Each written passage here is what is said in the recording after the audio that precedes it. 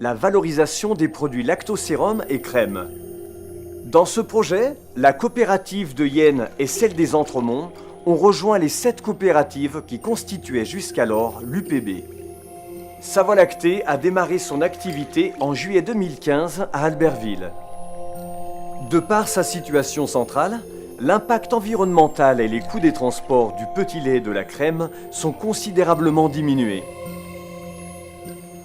À titre d'exemple, le transport du lactosérum ne représentera plus que 100 000 km de camions contre 800 000 jusqu'à présent. 55 millions de litres de lactosérum seront transformés par an. À l'arrivée sur le site, le lactosérum est refroidi puis stocké dans 6 cuves représentant un volume total de stockage de 260 000 litres. Il est mis en œuvre dans un délai de 48 heures.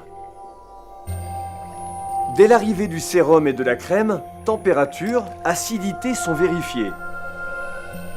Des analyses complètent ces premiers contrôles pour mieux connaître les caractéristiques de nos matières premières. Commençons notre visite du site par les coulisses, en l'occurrence les combles, où les réseaux de froid, chaud, électricité, air desservent chacun de nos ateliers de fabrication. La beurrerie collective traite 750 000 litres de crème par an et produit environ 300 tonnes de beurre de baratte.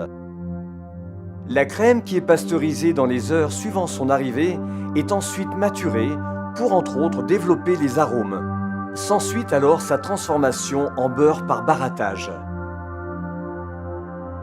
Après fabrication, le beurre de baratte est immédiatement conditionné en plaquettes de 250 grammes ou en mottes de différents formats. Les débouchés principaux restent aujourd'hui la vente en circuit court par le biais des magasins de coopératives et la vente en grande et moyenne surface locale qui sont des clients historiques. Il est alors commercialisé sous la marque Notre Montagne.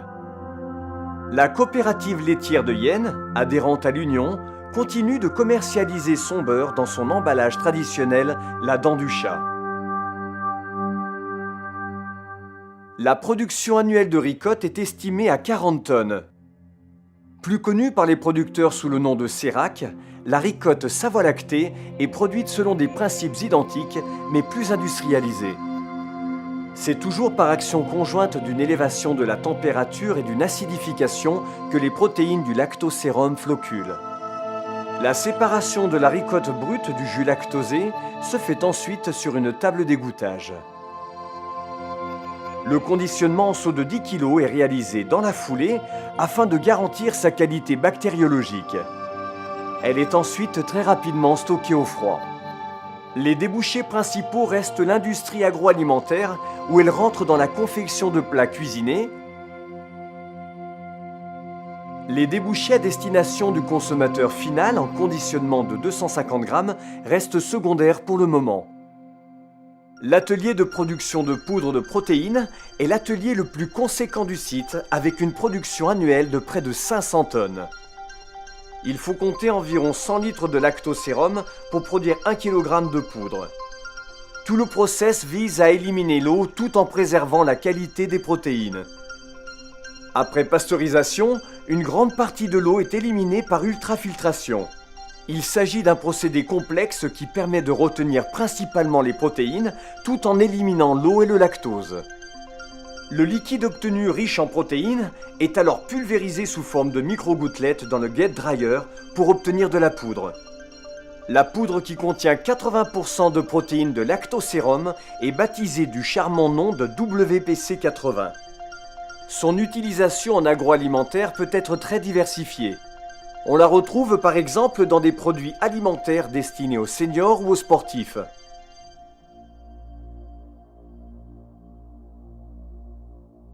Après la fabrication du beurre, de la ricotte et de la poudre, il reste un volume très important de jus lactosé et d'eau de nettoyage à traiter, de l'ordre de 80 millions de litres par an.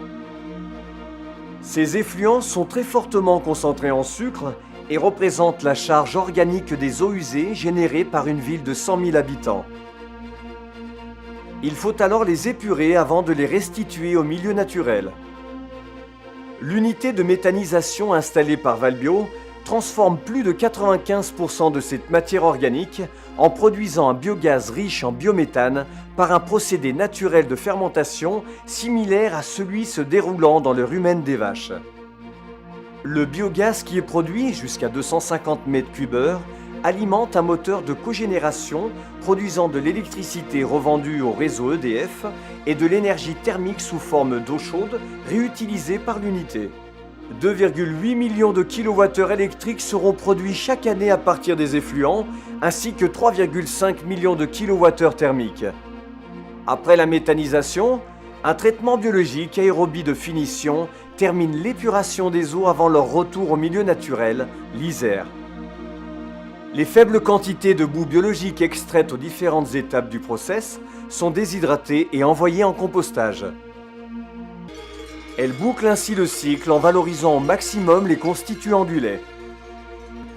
Sa Voie lactée est l'aboutissement d'une démarche renforçant sur le long terme la pérennité de l'activité d'élevage, mais aussi et surtout une démarche de développement durable, écologiquement responsable.